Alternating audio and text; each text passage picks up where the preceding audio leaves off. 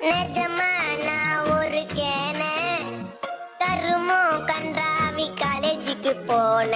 எதுக்கு போறோன்னு தெரியல அங்க நடத்துறது எனக்கு ஒண்ணுமே புரியல ஊரே சுத்தின ஓவரா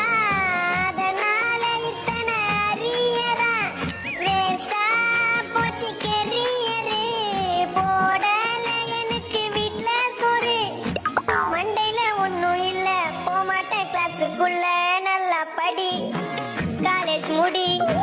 அப்பதான் லைஃப் இருக்கும் நல்லபடி கண்டபடி சுத்தாத நீ சீக்கிரம் வந்துடுவ தெருவுக்கு நீ ஆல்ரெடி நான் காலேஜில் மக்கு